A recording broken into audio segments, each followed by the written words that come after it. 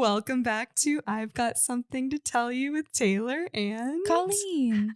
Episode 23. She's still doing it. I feel like we have to. They've come to expect it. I feel like it just took us a year to set up our podcast. Yeah. Well, this is only the second time that we've been in this setup. Remember how long it used to take us in the other room? I do feel like this is faster. Yeah. Well, I think so. Do you? Well, yeah. Well, not right now. I mean, today it wasn't. Yeah. I was like, scatterbrained. I was going to say from that initial, like if we're using this as the scenario, no. But last time, maybe. Or maybe not. I don't know. Third time, maybe we'll nail it. We'll have it together the third time. But if you're watching the clips or anything, we also have a new edition. It's the book from Hocus Pocus. Oh, you can't even see it. So it'll be sitting in the background watching you with its eye. Mm-hmm. Very cute. Very summerween. Very summerween. Something I really enjoy doing because we have the Ixty Pod Instagram and then I have like my own Instagram is like switching back and forth for the different algorithms because they're like vastly different. Oh, do you mean like when you're scrolling through like the explore page? Yeah, when I'm just like bored and scrolling, like I like to go to the Ixty one because it's all like the summerween stuff. And then I've like ruined my algorithm on my personal one where it's just like whales. I know. Well, that's not ruining it. You love whales. I know, but still. I do hate when you spend like too much time on something and something that you would normally like watch or look at and that messes up your algorithm. Yeah. You're like, no, I don't want to see more of that. Yeah. I just wanted to see that one time. Yeah. Like I've been following that Blake and Jason Baldoni case. Oh, yeah. And like whenever I see him, like, I really want to read that. But then it keeps popping up on my algorithm. I'm like, okay. That is so funny that you brought that up because I was listening to a podcast on the way over here and they were talking. It was an old episode of a podcast, but they were talking about how it was like Paul Rudd's birthday and like how much they love Paul Rudd. And then they were like, I feel like Paul Rudd is the American Ryan Reynolds. And I was like, ooh, you can tell this is old. Yeah. Yeah. He's not exactly a fan favorite anymore. Yeah. It did make me see them differently. Oh, though, for sure. So. Yeah. Also, we got matching rings. I just remembered because I just touched mine. Taylor got us best friend rings. They only fit on our pinky. But I think for it's the cute. visual people, it's on the TikTok or YouTube, wherever you watch, or Instagram. And they're bats. They're bats. I know. I thought they were so cute. They are so cute. I love them. I should actually put the link in the episode too. Yeah. Because the girl like hand makes them. Oh, and they came in like really cute boxes. They did. Yeah. So if you want to buy your friend a ring, we'll link it. Yeah. A spooky little ring. Yeah. But anyway, I feel like that's all I've been up to. I was very excited about the ring. I was like, next time she's here, it's going to be here. And then we're going to match. Well, I was really excited about it too. And I feel like you shouldn't tell me about these things because then I'll just be like, when is it coming though? Well, I also I love gift giving. And I'm one of those people where as soon as I buy it, I'm like, I can't wait. Like, I just have to send a picture. I feel like you and I are the same in that way because I love I think, what is it, like your love language or whatever? Like anytime I see something that reminds me of somebody, I'm like, I have to get it for them. Yeah. And then I'm just like, I got you this. And they're like, thanks. No, I relate to that because I love gift giving too. But yeah, if I see something and it reminds me of someone, I'm always like, I can't wait. But my mom's the same way. She's like, do you want it now? Your mom is she's such a caregiver. Like she is. Yeah.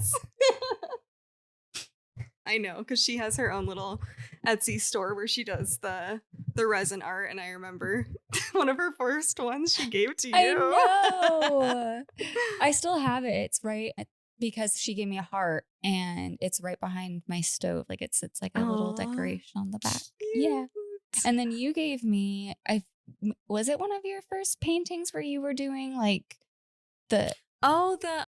I think it's supposed to be Oregon, right? Yeah. Maybe? Yeah. I really liked that one. Yeah, that's in my hallway. Aww. My house is just decorated by Tammy and Taylor. Our art. Yeah, I love it. I do have a couple pieces of your art because you did a picture of April and Bane. Oh yeah, that's the pencil one. Mm-hmm, that's on my fireplace. Oh, yeah, cute. I love that one because it's like when they first met and he's just like nudging with her his nose. Yeah, I know. I thought that picture was so cute. I know. I need to give you more gifts. I don't think so. You gave me that little black onyx cat. Yeah, I thought it was gonna be bigger though. Like when it showed up, I was like, I didn't even. Oh, because it was actually supposed to go with the Hocus Pocus. Yeah, book. I thought it would go with this one. Yeah, it's smaller. Okay, perfect. Yeah, I was thinking it works. I mean, either way, I had it on my desk because I like those types of things, so it has a place. Okay. But have you been up to anything else? Not really. This week has been pretty stressful, so like I tried to take a moment to be like, what was really good this week? Because I have really bad anxiety, and there will be times where like it'll like creep in. You know what I mean? And it's like there's nothing I can do about it right in this moment. Like there's nothing it's like stuff that's out of my control. You know what I mean? Yeah. Like I have to wait for other people or something, but it creeps in and I start thinking about it. And I'm like, and I want to solve it. And so like I try to think about a couple of things that made me really happy this week. And one of them was like I go every 2 weeks to go get my nails done. It's something I treat myself on. And I've been going to my nail guy for a really, really long time. And like he'd always joke before because Kyle used to go with me. So he knows Kyle too. And so like he'd always used to joke before Kyle and I got engaged. He'd be like, do you want me to put a little bling on that finger or something like that? Like kind of just, you know, whatever. Like, when are you going to ask her to marry you and stuff? Yeah. He's the best. And so I was sitting getting my nails done and he came over because he's like, Colleen, I have to get my son set up with this app for school. And I've been going for like 7 years. Dang. And I was like, he's in high school. Like I've known their son for 7 years and he's starting high school. So I helped him get his son like all set up and like registered for high school. I feel like nothing makes you feel more like, and I mean, not in a bad way, but like aged when someone has a kid and you're like, whoa. Like. No, I know. Like I have friends who I've known their like brother and sister since they were babies and now they've like graduated college. Like, yeah. It's insane. I know. It is crazy. But that's really cute though. Yeah. How'd you get your nails done? Are they neutral? They're like a kind of white, sparkly cat eye. They look like kind of like moons. I liked for the Summerween vibe. Yeah. Kind of like witchy, but I know, because we were talking about her nails before she went to her appointment and she didn't know what she was going to get. Yeah. I was like, what did you get? And sometimes I just ask him and he'll tell me what to do. And I'm like, okay. Did you pick those ones or did he? He picked them. I kind of had a feeling since they were like a lighter color and they're a little bit different. I know. I always try and get black and he's like, no. I like how he let you do it the last time though, because it was black ombre. Yeah, it was a compromise. He's like, okay, fine. The third time you've asked in a row, so. But yeah, he's great. And then the other thing, I mean, there's lots of things that made me happy, but I got to spend some time with my cousins who I don't get to see all the time because they live in Colorado and they were in town. So I got to spend time with them yesterday. Cool. Hung out by the pool. Yeah. And it was just, I don't know. It was a moment of like, okay, let the anxiety go. Again, you can't do anything right now. So just focus on what's making you happy right now. And those were some things that made me happy. I love that. They were small but important to me. Yeah. And I feel like sometimes it's just like having a relaxing weekend and like doing those fun things. Yeah. Like, and just letting yourself like be. Yeah. I feel like my weekend was pretty uneventful. We did golf yesterday morning because my husband likes to golf and I've been trying to go with him the last couple times. The last time was really fun. And like it was 100 degrees because we're in Arizona, but it was really windy and dry. So it didn't feel as bad. This time I thought it was going to be a little bit better because it's been raining. It was so humid and hot. And the bugs were like out to fuck shit up. Gross. And you hate a bug. Like if there's even like the tiniest little gnat flying around, Taylor will freak out. Oh, it bugs me. Like literally. I hate that I said that. No, I love that you said that. Because so I really like going on walks outside. And I kind of stopped because even if you go early in the morning when it's not as hot, there's these black wasp things that fly around. I saw them on the golf course and I was like, oh no. I was trying to think about it. I don't want to embarrass them. I was just you would be proud of me because I ignored them. They didn't bother me. I'm shocked, actually. But just knowing that they were there, I was just I'm surprised you weren't swinging clubs at the wasps. Oh my God. Chasing them down. There was because I kept seeing them kind of far in the distance. And then at one spot, so where you tee up, I don't know what it's called. There was one buzzing around there. I was like, is it going to get pissed off when I swing this? And I swung it so fast and just ran. I was like, I don't care where that ball went. I just got to get out of here. It belongs to the bee now. Yeah, exactly. So anyway, that's my uneventful weekend.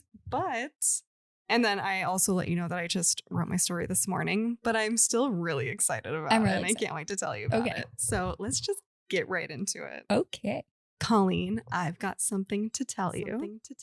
And we're going to be covering Tombstone, Arizona today. Kyle's going to be excited about this one. Really? Yeah. Do you know anything about it or no? I think I know. Well, I don't want to sound dumb, but no. Okay. That's where a lot of the big shootouts and stuff happened. Okay. Mm-hmm. Yeah. Because there's a movie on it, right? Yeah. I think it's just called Tombstone, right? Yeah. Okay. That's what I thought. Is that what you're thinking? It's Val Kilmer, Kurt Russell, and Sam. That's what I thought. Because I've seen clips from it and it actually looks really good. Oh, okay. Well, maybe we should watch it then. Okay. Do you want to watch it without Kyle? Sure. Okay. Okay. So Kyle's punching the air. Yeah. He doesn't listen. You're I've seen that movie already. I just start naturally quoting it around the house. You should. You should also be have you seen that movie Tombstone? Because did you say he does that to me all the time? Yeah. That would be so funny. Okay. Yes, that's the plan. Okay. Well, let's get into it. So it all began in 1877 when a prospector named Ed Schiefelin was warned he'd only find his tombstone out in the Apache territory, but instead he struck silver and fittingly named his claim Tombstone. Cool. I like I know, I didn't know that. What followed was a full-blown boomtown with saloons, brothels, and lawlessness to match the fortune. By the 1880s, Tombstone had exploded into a rough and rowdy hub, home to gunfighters, gamblers, and drifters. So let's talk about some of the haunted areas and the events that took place in them to make them haunted. Let's do it. Hell yeah. So we're going to start with the OK Corral.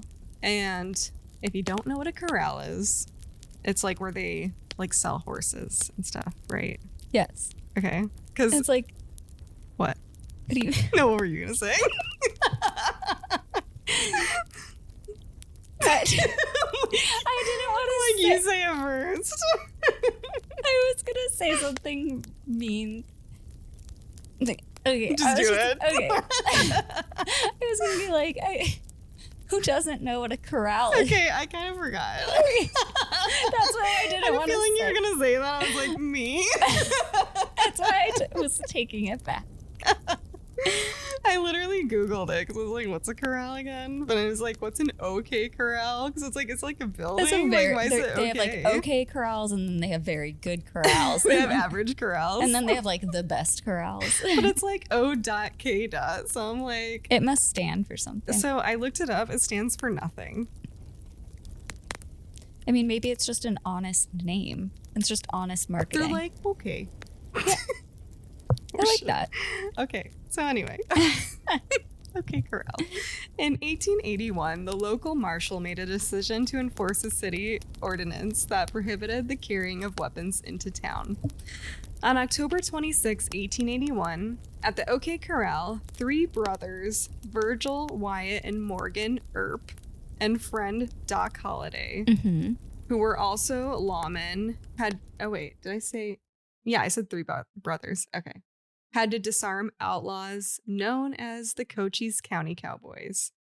This group consisted of 2 sets of brothers, Ike and Billy Clanton, and Tom and Frank McLaury, So all the brothers who had a long-standing feud with each other. And if that wasn't clear, so like the lawmen and the cowboys had a feud. So this erupted into a gunfight that lasted all of 30 seconds with 30 shots fired. And apparently they were only standing maybe 6 feet apart. The shootout left 3 outlaws dead, Frank and Tom McLaury and Billy Clanton, but the conflict didn't end with that gunfight.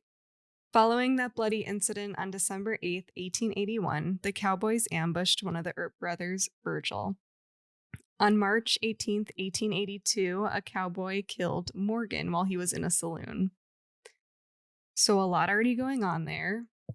Years later, in 1897, Jim Burnett was shot 4 times near the OK Corral by a rival ranchman named William Green. William believed that Jim was the cause of his daughter drowning in the river. Apparently, William Green had built a dam that was already on the river, and overnight, Jim had destroyed the dam, to build his own. And it caused the depth in the water to become a lot deeper. So when William's daughter went out to, dive in, she thought it was going to be shallow and she drowned. Oh my God. So he was shooting him for revenge. Yeah. And that's what he said in his statement when it went to court or whatever. So hauntings by the OK Corral. So visitors and locals report ghostly figures pacing around the corral, often lawmen or cowboys with guns. And you're going to like this one. A tall brimmed hat figure. Love that. Love a brimmed hat. Guy's got a big hat, though. I can tell. I feel because he's it's a Western. Mm-hmm. You got it. If it's a tiny hat, no one's going to take him serious. Yeah, for real.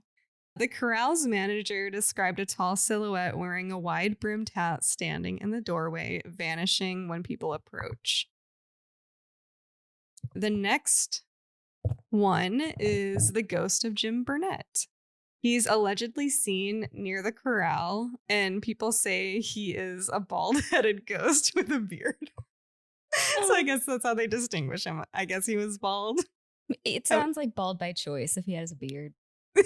Yeah, I hope so. Because I would hate to be described like that. They're like, do you see that bald-headed ghost over there? That's Jim. Okay.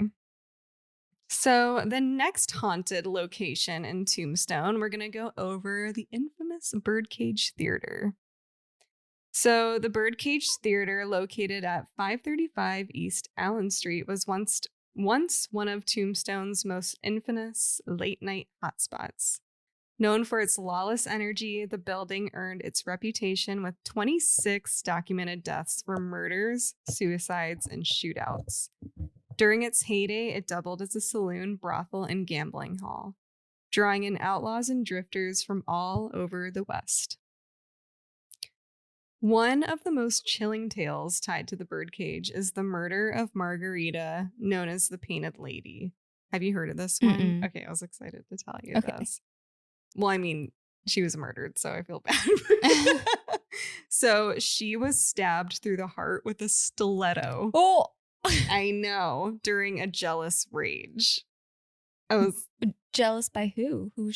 I'm assuming one of the guys, maybe? Because I was assuming a girl. Oh, you're right. I didn't even think about that. Right? Yeah. Now I want to look into that. I was more about the ghosts and not the murder, so I just left it at that. But now I'm who stabbed her with the stiletto? Because you'd think yeah. If it's a brothel, mm-hmm. Yeah, one of the other women could have gotten. Yeah. Oh, my God. Okay. To be continued. We could look that up. Okay. But it is the 1800s, so we'll see what we can find. Fair.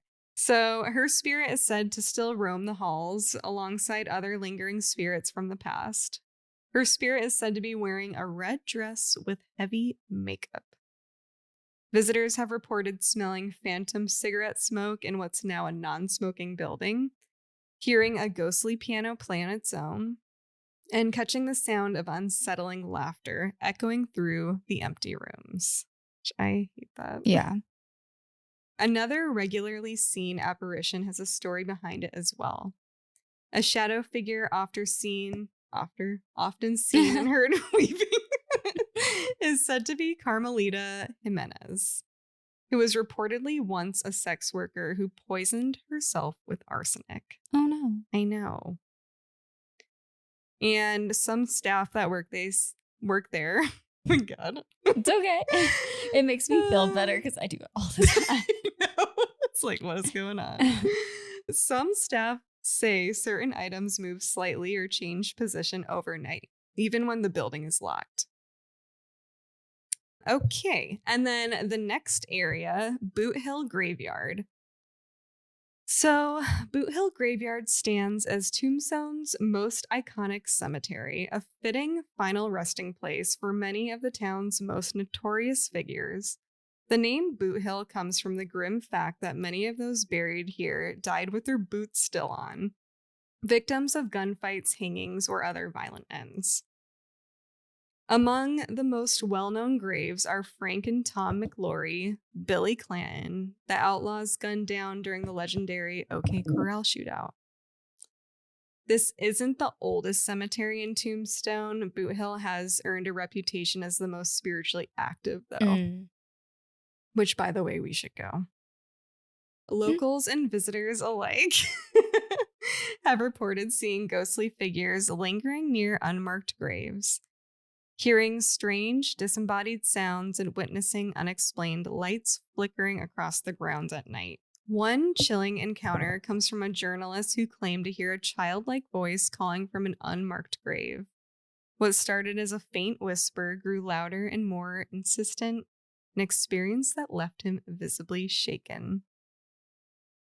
Which that is very scary. Yeah. I would not follow the sound of like a child's voice in a cemetery. No thanks.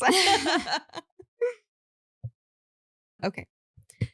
And the next location, Schieffelin Hall. Built by Al Schieffelin, brother of Tombstone's founder, Schieffelin Hall was designed to bring elegance and culture to the rough frontier town.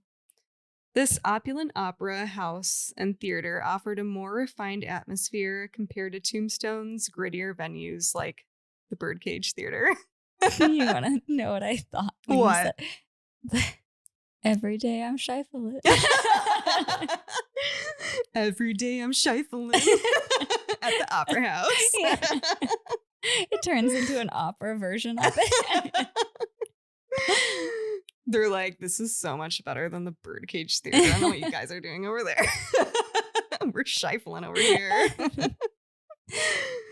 So, however, after decades of abandonment, paranormal activity began surfacing.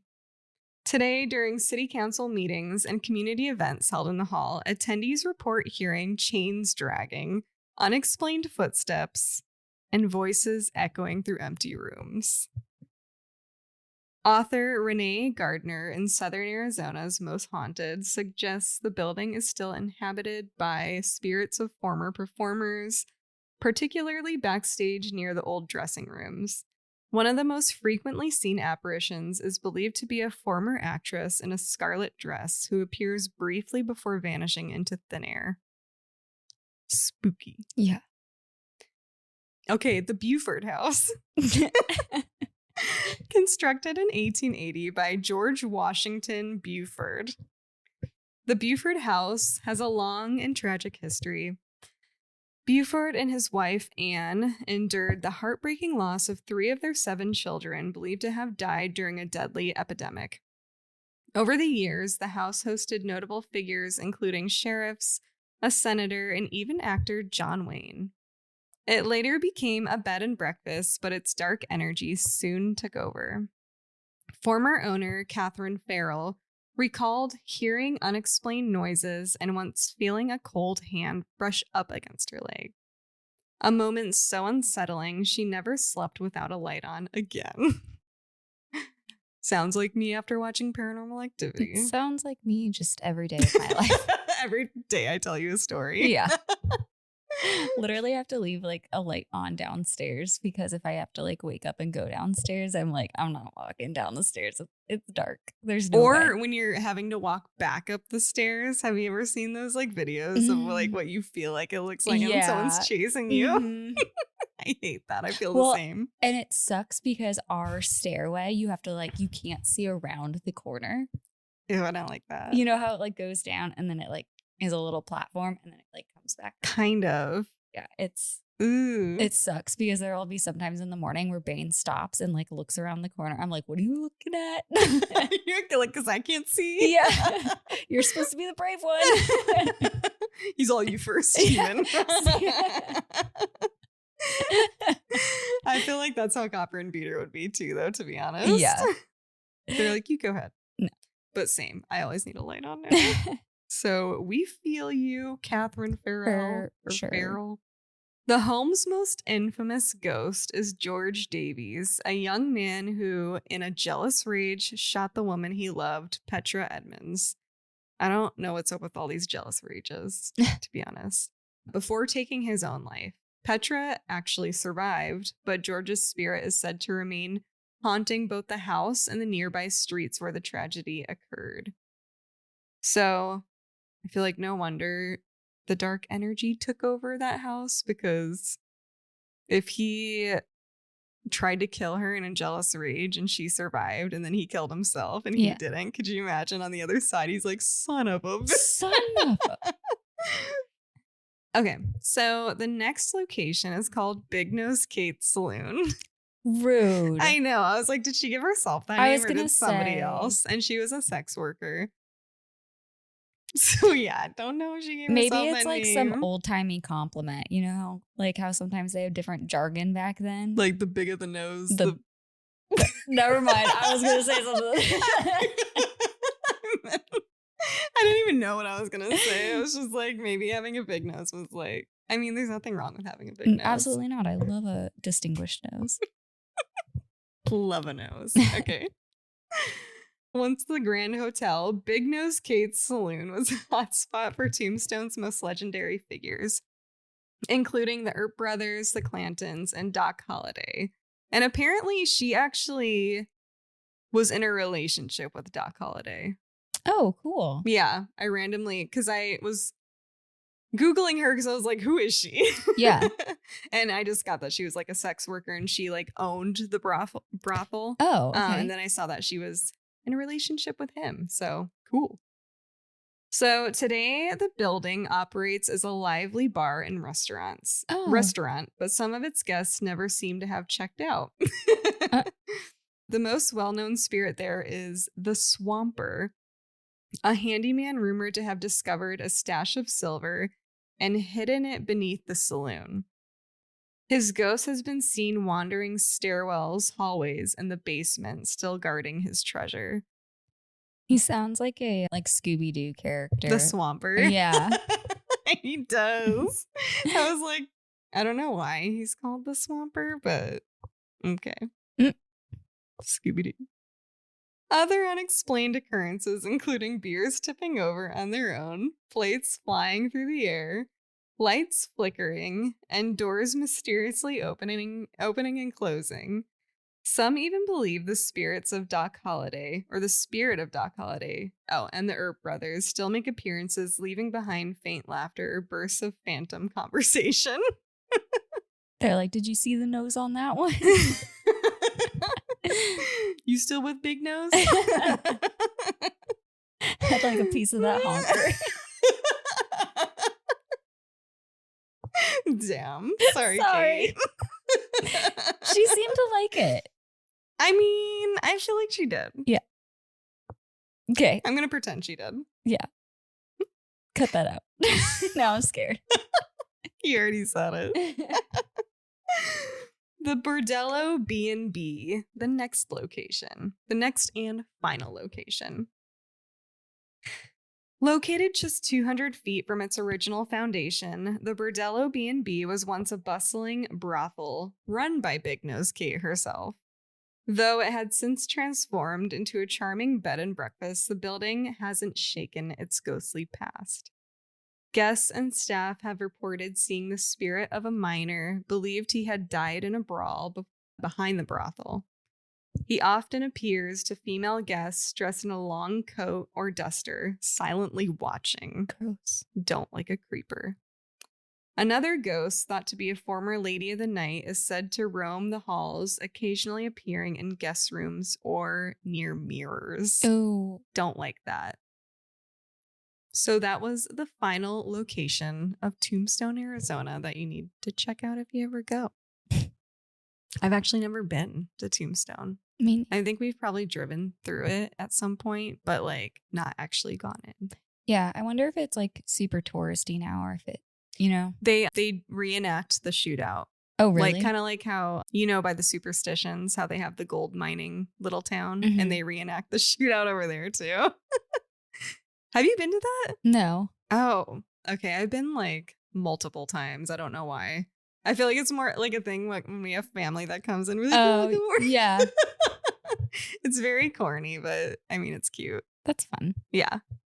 So yeah. Well, I liked that. Thank you. Well, let's take a break, then we'll get into your story. Okay. Sweet. And we are back. All right, Taylor, I've got something to tell you. This is the story of Kim Wall, Peter Madsen, and the UC3 Nautilus. I will note that I've heard Kim Wall's name said a couple different ways, where it's either Kim Wall or Kim Vol. I'm going to do Kim Wall. Okay. Hopefully that's right. Wait, it was Wall or Vol? Wall or Vol. Like, oh, okay. Like maybe pronounced. Yeah. Like, so this takes place in Sweden. So just note that maybe some pronunciations might not be perfect. So my story starts on August 11th, 2017. It's a Friday morning and the Danish police get a call. A privately owned submarine, the UC3 Nautilus, has disappeared. And this wasn't just any submarine. It was built by this guy named Peter Madsen, who was famous in Denmark for like these wild engineering projects that he would do. And the Nautilus is one of them. So reporters catch wind of the story immediately because it's a private submarine and it's missing and it's owned by a local celebrity. So they're like, good morning, Denmark. Like, story of the day. Yeah. So then things get even crazier because reporters start digging in and discover that there aren't just one, but two people on board the missing submarine. So Peter Madsen was out on the Nautilus with a journalist. And at this point, no one knows who the journalist is, but the media goes into absolute overdrive. By midday, the submarine is finally spotted in Kogi Bay, just south of Copenhagen. And Copenhagen is the port, or the city in which the port is that the submarine is being held. So a rescue team radios Peter and he responds, saying there's been a technical issue on the sub, but everyone is okay. Which notice that he says everyone, which implies that there's more than one person on board. So as the rescuers approach, they watch the Nautilus start to sink, and not a chaotic like Titanic way. Witnesses said that it looked like how a submarine would dive naturally. So it almost looked like somebody was purposely driving it to dive. Oh. Yeah. So Peter Madsen survives and he's pulled out of the water and he's calm as can be. The rescuers immediately ask him if there was anyone else on the submarine. And he goes, no, I was alone. Yeah. But then, realizing that the media has already reported and knows about the journalist, and he's being questioned, he casually just drops, oh, actually, I did have a passenger last night, a journalist named Kim Wall. Kim Wall is a Swedish freelance journalist and was known for incredible reporting from all over the world, but now she's a missing person. So before we go any further, let me tell you about Kim. Kim was 30 years old and she is a fearless journalist, and she has a knack for finding stories most people wouldn't even think to talk about. She had written about climate change in the Marshall Islands, the underground punk scene in Cuba, and life in post-war Sri Lanka. Her work had been published in the New York Times, The Guardian, Vice, and so much more. Like, the list is insane. So she's like an absolute, like, super successful, super smart. She's very well respected. And she's only 30? She's only 30, and she does a lot of like really off the beaten path type reporting. So she has a real interest in, like, I don't know the right phrase, like, just not unusual, but very like interesting things that people wouldn't necessarily like, you know. So she wasn't just talented, she was brave. She didn't shy away from tough stories and had this incredible ability to connect with people, which made them feel safe in sharing their story with her, and that she would tell it in a really respectful way. Oh, I was watching a documentary about this, and they showed her Instagram, and she's like so creative and funny, and she has done some stories on haunted places too, I saw. So we should look that up. But anyways, she had been everywhere and just was clearly passionate about bringing other stories to light in just like a really amazing way. But she, again, I know it's only Instagram, so it's curated, but I was like, I would be following her. Yeah, that's cool. I want to look now. Yeah. So on August 10th, 2017, the day before the disappearance of the submarine. So August 10th, 2017, Kim was actually preparing to move from Copenhagen to Beijing with her boyfriend.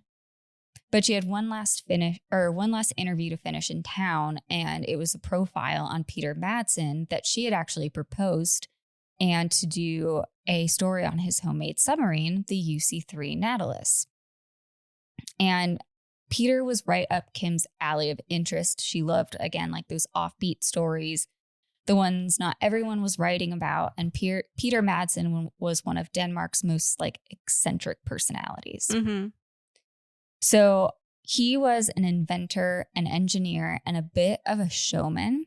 He built rockets and submarines from materials he bought in warehouses and was really successful.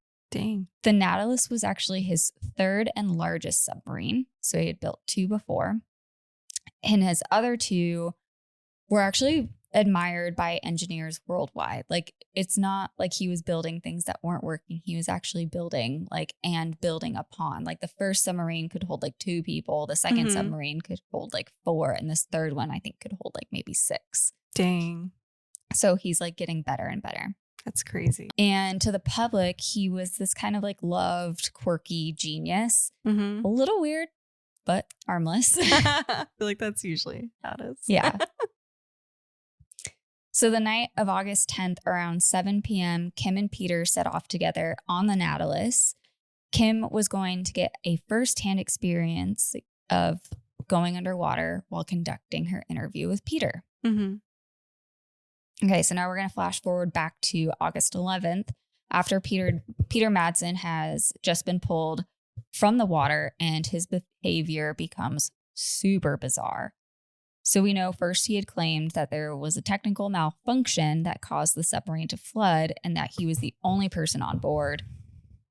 Then after he admits that Kim had been on board, he goes, actually, I dropped her off at a harbor near where she said she had lived so she could go home. So the police are like, what? Yeah.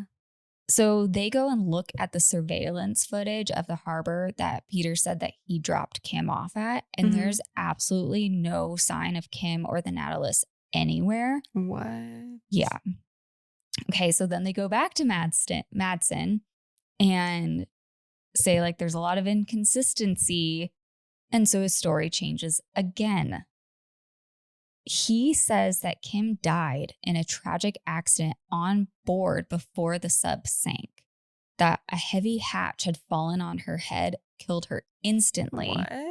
and that he panicked as the sub was sinking, so he let her body drown with the sub. Okay. So at this point, it's clear something is very wrong.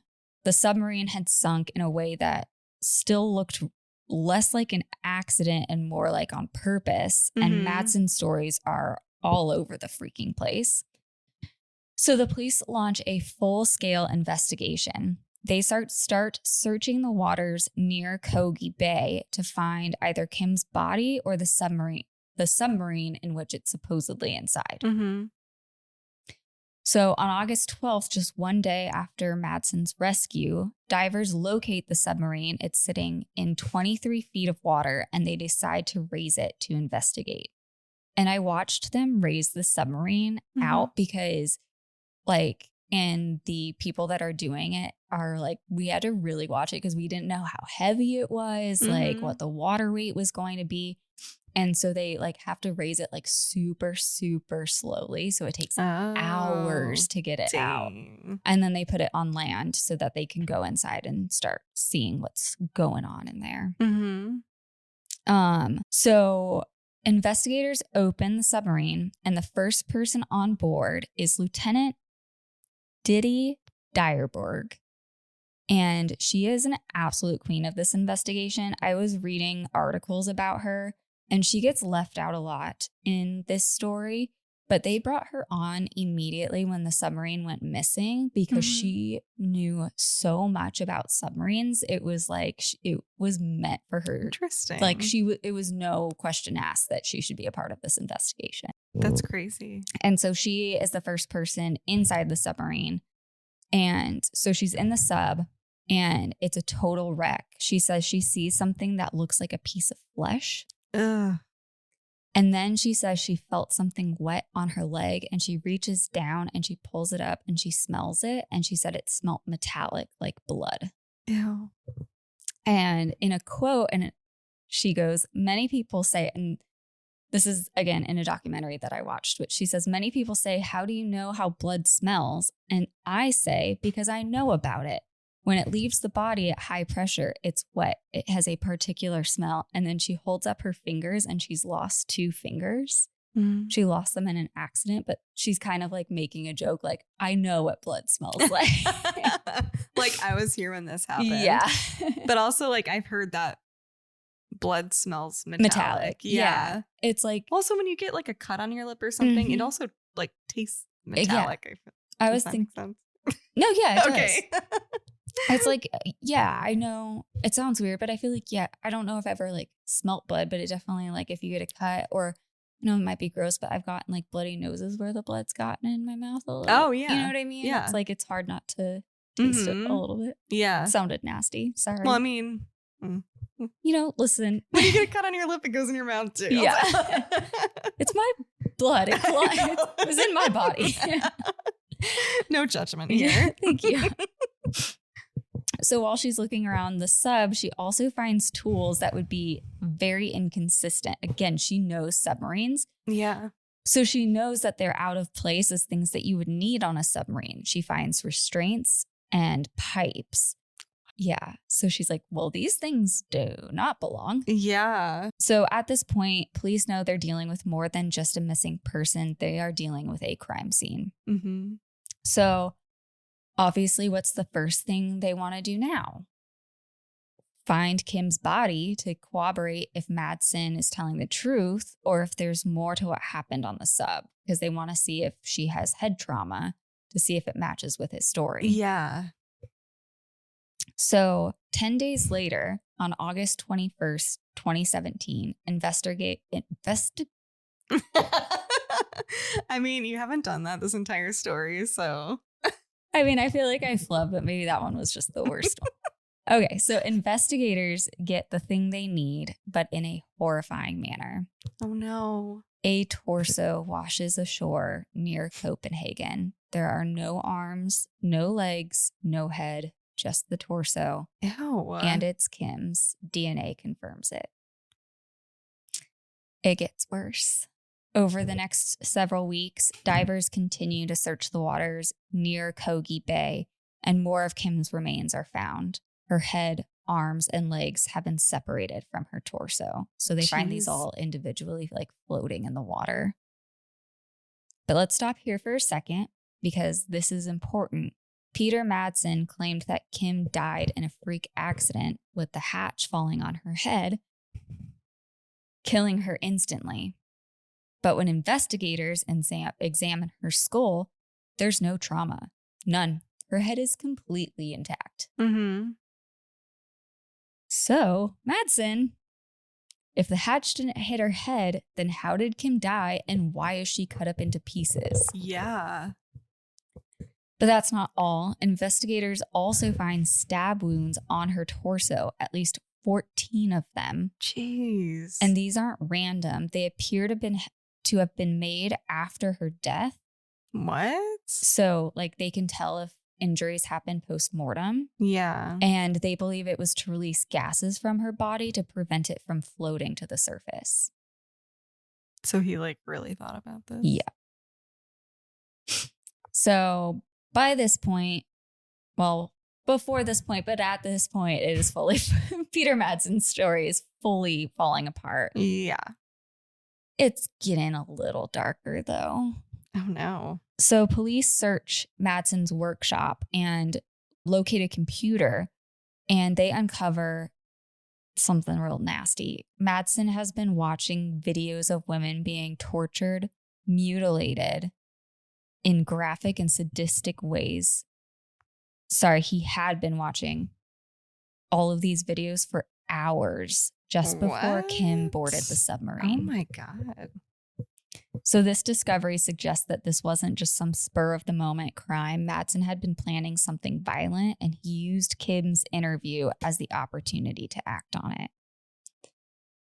So with the body now found, the inconsistencies in the story, and the clear desire for violence, Madsen is arrested and charged with murder, sexual assault, and dismemberment of a corpse. But let me tell you, the trial that followed is crazy. So the prosecution has all this evidence for premeditated murder. Like, it's a very, very solid case. Yeah. But Madsen, he's like, well, why don't I just keep lying? Like, I've done a lot building up to this. Yeah. Let's just keep it going. Keep the delusion going. Yeah. So now, instead of using the heavy hatch accident as what happened, he claims that Kim had died from carbon monoxide poisoning on the submarine. He said that he was on deck and that the sub had filled with toxic fumes, and when he came down that she was dead and there was nothing he could do about it. Like, what happened to the other story? What happened to dropping like her off story. At home? Oh yeah, there's like 3 stories at Yeah. this point. I thought he was supposed to be smart. Yeah. So the defense is like, well, there were no signs of carbon monoxide poisoning in Kim's body. Mm-hmm. And even if there had been, it didn't explain the dismemberment and the stab wounds. He's all, Don't forgot about that part. Dang it. I thought you guys might forget. Dang it. So they're like, just tell us what happened. And so he does. And the way it's described is that he turns like into a different person. He turns cold and smug. And he describes dismembering Kim's body in graphic detail, almost like he was proud of it. Ew. Witnesses in the courtroom said it was one of the most disturbing things they'd ever seen or heard. Whatever he turned into was almost inhuman. But finally, in April 2018, after weeks of testimony and 9 months after the discovery of Kim Wall's body, Peter Madsen was convicted on all charges. He was sentenced to life in prison, which in Denmark is the harshest punishment you can get. It's rare, but the court made it clear that Madsen was a danger to society and could never be trusted to walk free again. Good. I know. Good. Mm-hmm. So go ahead. Sorry. It's crazy that that's like rare in Denmark, but here it's like, I feel like that happens kind of a lot. Yeah. I think it depends on probably the extreme of the crime. And I don't know like how, how like they say that there are some countries that just don't have crime. I wonder. That's what Yeah. And also I feel like sometimes there's people here, well, obviously, that like the punishments don't match the crime or like the other way around. Yeah. I mean, if you got life in prison, it probably does. But I mean, there are situations where it's like not the right person or. Yeah. Well, like remember Lawrence Singleton after he attacked Mary Vincent? He only got like 18 years, but only served like 5 of them. Yeah, that's like what I'm talking about. Yeah. I feel like it happens in those cases and then like the other way around too. Yeah. But yeah. Yeah. Crazy. I know. Sentencing is one of those things that I'm either like, yes or what? Yeah. It's like not consistent. Yeah.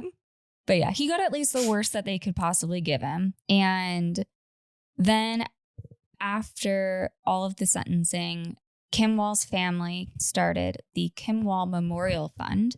Aww. And this supports female journalists covering underreported stories, the kind of work Kim dedicated her life to. That's so cute. So yeah, so that was the story of Kim Wall. I love that. Yeah.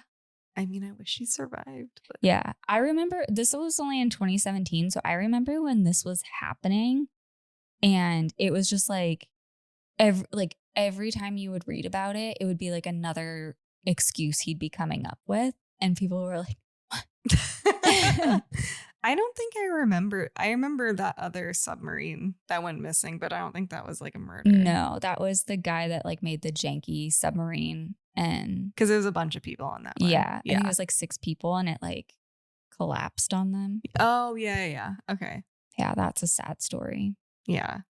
That's crazy though. And that must have been like, that would be terrifying. Like you're in a submarine underwater. You literally can't escape. Yeah. Like, what are you going to do? Yeah. Well, that was a good story. Thanks. So that wraps up our stories. And if anyone wants to send us stories, you can send them to igstty stories@gmail.com. Yes. And you can send it there or you can DM us on Instagram, TikTok, YouTube, or any of them. Yeah. Which is IGSTTY pod on all of those platforms. I was waiting for you to like cue me, but it never happened. I know. But yeah. Okay. Thanks for listening. Thanks, everyone. Later.